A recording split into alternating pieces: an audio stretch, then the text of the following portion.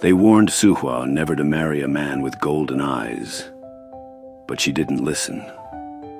Spring draped the mountains in a shroud of white blossoms, their petals drifting like lost souls in the wind. The rivers, fat with melted snow, whispered over smooth stones, and the air was thick with the scent of damp earth and honeysuckle. The world was waking from winter's grasp, but in the heart of the forest, something old never slept. Jin appeared when the cherry trees were at their fullest bloom. Suhwa had wandered too far from the village, her bare feet brushing through dewy grass, when she saw him standing beneath the boughs, golden eyes watching. His beauty was otherworldly, dark hair loose like a river at midnight, his robes the color of smoke.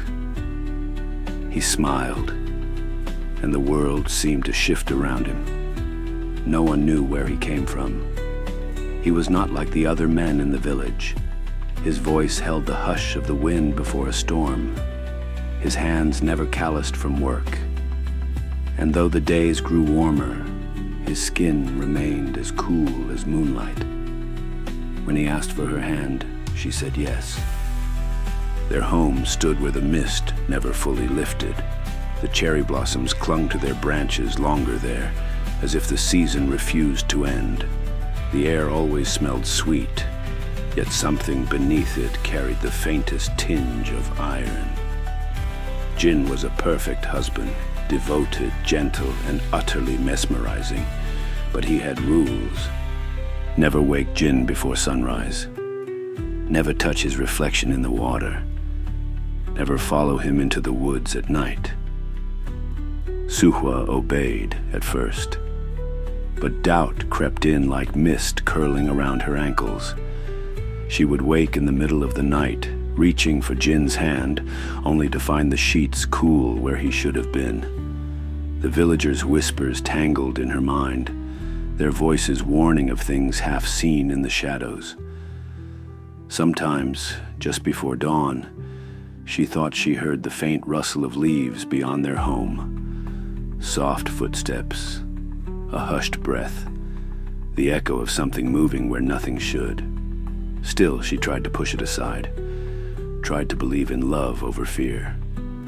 But the unease gnawed at her, growing sharper with every vanished man, every lingering trace of iron on the wind.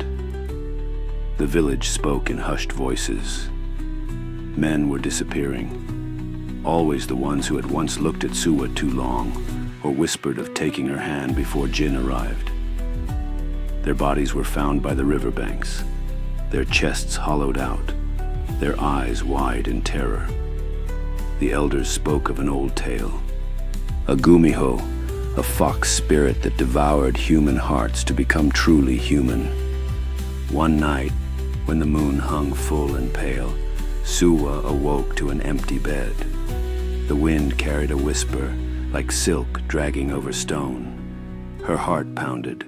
The rules: never follow him into the woods. But the whispering called her name. She stepped outside, cherry blossoms curling in her hair. Lanterns flickered in the distance, leading deeper into the trees. The scent of honeysuckle was stronger here, sickly sweet, masking something beneath. She moved forward, the earth damp under her bare feet.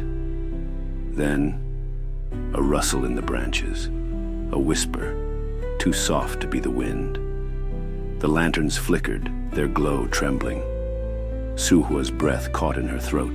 The ground seemed to ripple beneath her feet, something not quite solid. The sickly sweet scent of honeysuckle thickened, cloying, as if it were trying to drown out something rotten beneath. Then she saw it. A clearing bathed in silver moonlight.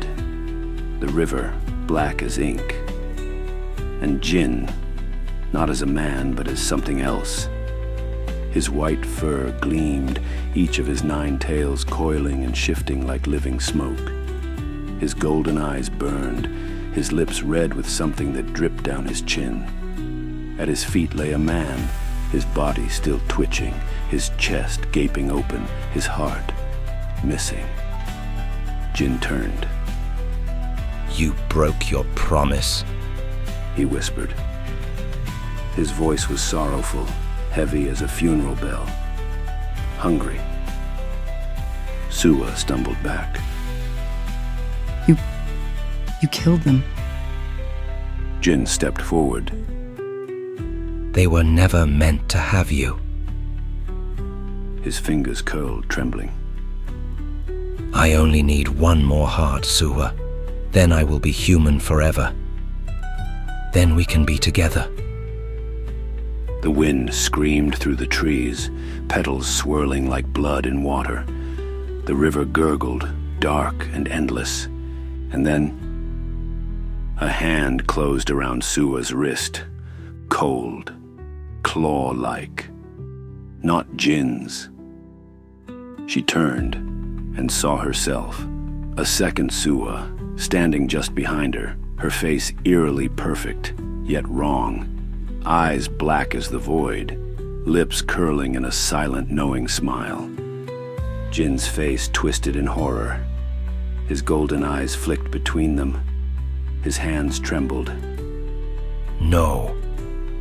He breathed. It's not. The second Suhwa's smile widened. The wind howled. The lanterns flickered and went out. Darkness swallowed the clearing. The guardian lifted her hand, fingers curling as if grasping an invisible thread, and Jin's body convulsed. His form wavered, flickering between beast and man, until the weight of his deception collapsed in on itself. With a final, anguished cry, he disappeared, his form scattering into the wind like dying embers. Suhwa swayed, gripping her arms, her breath unsteady. When she looked up, the guardian was watching her with those silver, moonlit eyes. Go home, she said softly. And never return to this place. Suhwa hesitated. What are you? The guardian only smiled, and with the next blink she was gone. The wind died down, the river whispered its ancient secrets, and the cherry blossoms drifted silently to the ground.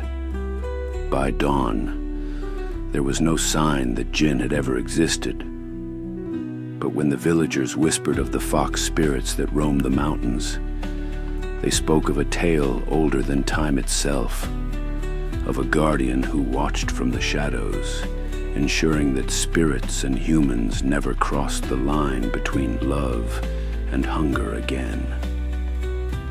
And in the village, when the wind howled through the trees, the people swore they heard a voice, soft as silk and sharp as a blade.